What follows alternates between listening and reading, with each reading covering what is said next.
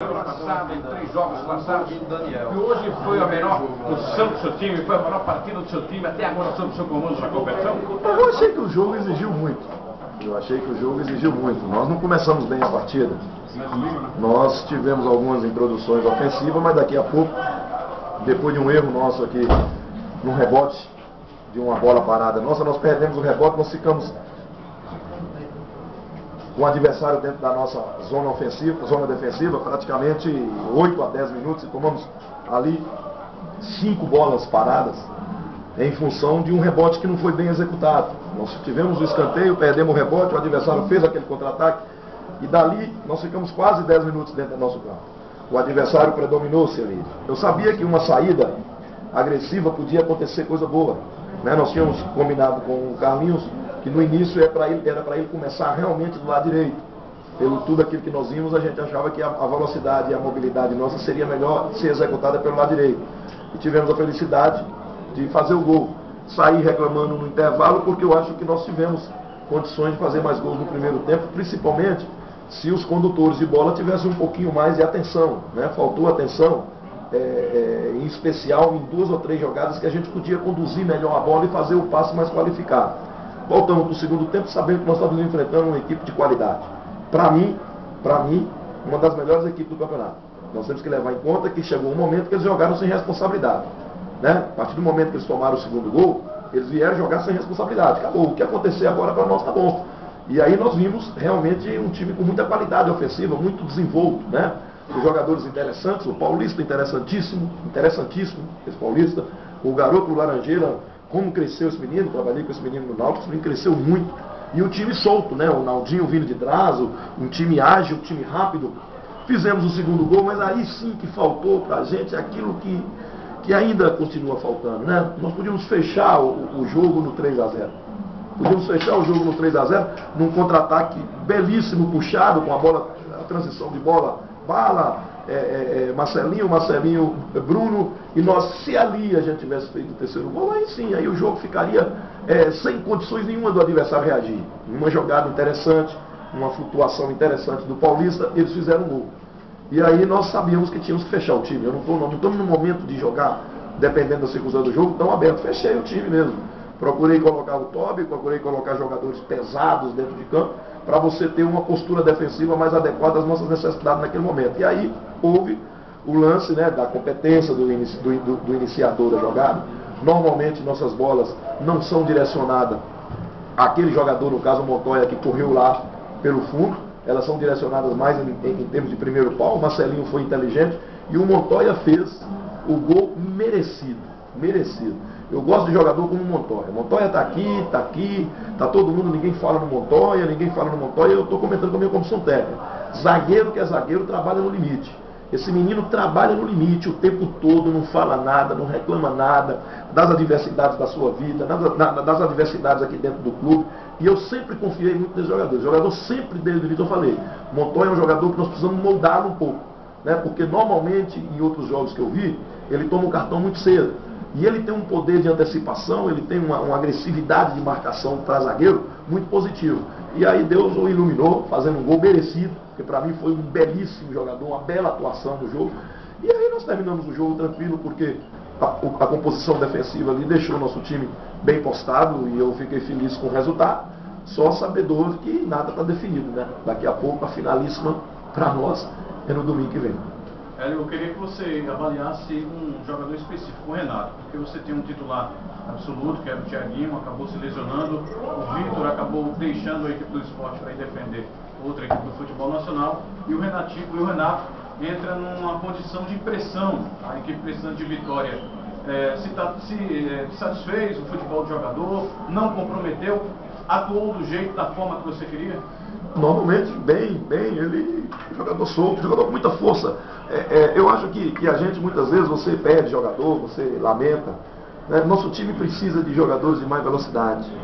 E o Renato, eu sabia que eu não teria problema com isso. E todo mundo, quando eu cheguei aqui, reclamava muito da questão marcação do Renato. Só que o Renato é um menino muito novo. Você não pode falar que o Renato é um mau marcador. Daqui a pouco o Renato, que me perdoe as pessoas, foi mal instruído na marcação.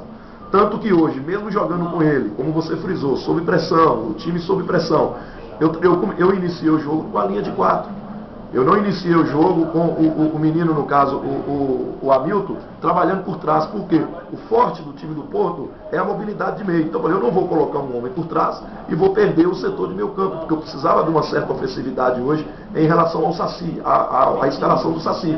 E trabalhei na linha de 4 e o Renato foi tranquilo. Só achei no final do jogo agora ele mais desgastado e aí o Paulista caiu lá.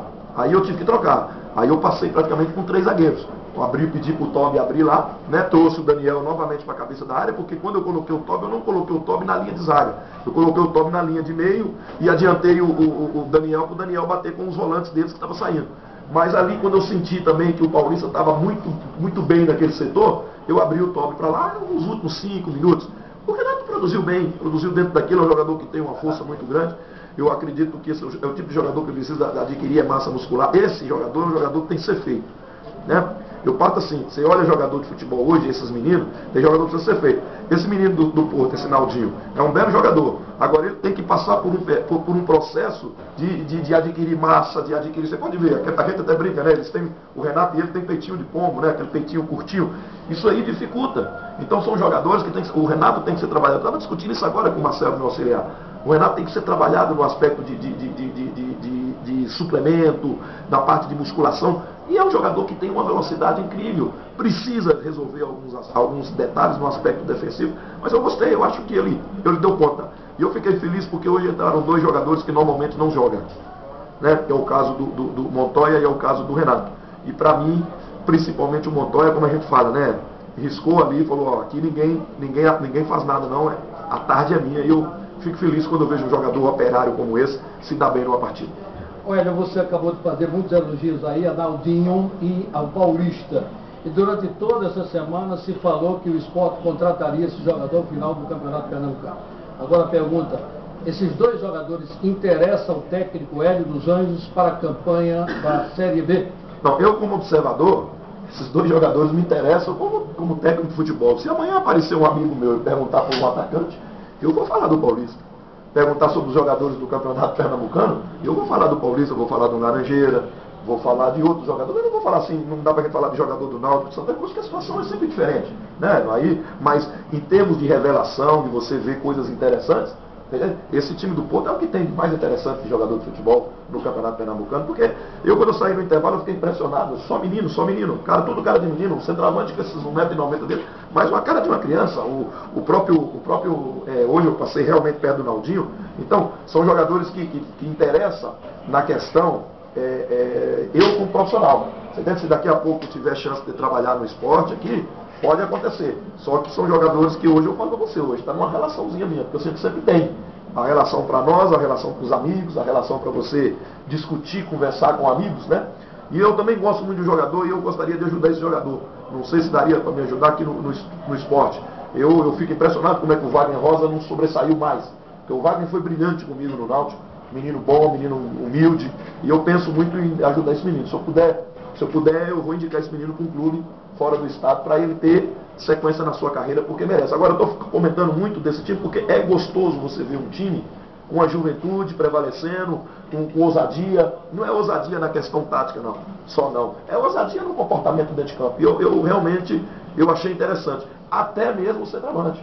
O centroavante, por tamanho dele, ele tem mais mobilidade do que eu imaginava. Aí entra uma coisa. Eu já tinha visto o Porto jogar e não achei o Porto com essa mobilidade toda. Sabe por que o Porto não tem essa mobilidade toda? Eu não vi essa mobilidade toda no Porto no dia que eu vi jogar? Porque, infelizmente, esses meninos do Porto jogam num campo horrível, que é o campo de Caruaru. Então, quando a gente fala de gramado bom, é para você ver a qualidade do jogo. Então, esses meninos, no dia que eu fui lá, foi o primeiro jogo que eu assisti, eu não vi essa mobilidade toda. Hoje eu fiquei impressionado com a mobilidade desse time e nós fizemos um grande jogo. Um grande jogo. E eu achei legal hoje, porque nesses últimos 2 dias fluiu algumas coisas dentro do grupo, que para mim é muito positivo. Eu acho que alguns jogadores tomaram algumas posições, né, de discutir, de conversar, de chamar a atenção entre eles por coisas importantes. Eu acho que equipe de futebol, ela tem que ter, acima de tudo, uma coordenação de pensamento, de atitude, e todo mundo tem a responsabilidade. A responsabilidade é sempre minha. Eu já falei para eles que na derrota a responsabilidade vai ser sempre minha, sem demagogia nenhuma. Se eles assumirem a vontade de ganhar, a vontade de se dedicar à vitória, para mim é o suficiente. O Sport venceu, teve um outro volume, mas o ataque passou em branco. Te preocupa isso? Não, até que não me preocupa não. Eu fiquei preocupado só porque futebol tem umas coisas que você não pode questionar o jogador. Aquela bola do terceiro gol que o Bruno poderia ter feito, de 100 bolas daquela, quando o Bruno dribla para dentro, ele tira por fora do goleiro. Mas eu nunca vi o Bruno, aqui no treinamento, queimar o goleiro. Hoje ele queimou. Eu vou falar o quê? Vou falar, Bruno, você devia fazer isso. Não, é intuição. Ele limpou a jogada para dentro, normalmente o goleiro cresceu, o atacante ele tira, e o Bruno gosta de fazer isso. Foi a primeira coisa que o Marcelo, que foi centroavante também, comentou com ele ali. Pô, Bruno, eu nunca vi você queimar o goleiro. E ele queimou o goleiro hoje. Mas a questão não é essa não. O Marcelinho participa do ataque. E foi o primeiro gol foi dele e a origem do segundo gol foi dele. Outra coisa, o gol do Saci foi a origem de quem? Da bela jogada do Carlinhos Bala. Quer dizer, então, futebol é isso. Eu não me preocupo de ter o atacante fazer o gol. Eu preciso e as jogadas fluem. E eu acho que fluiu hoje. Tá certo que o Bruno sentiu um pouco. Não é fácil o Bruno pelo tempo que ele ficou parado. Mas a tendência é melhorar em todos os aspectos. Fala aí. Pronto, Vitor. Aí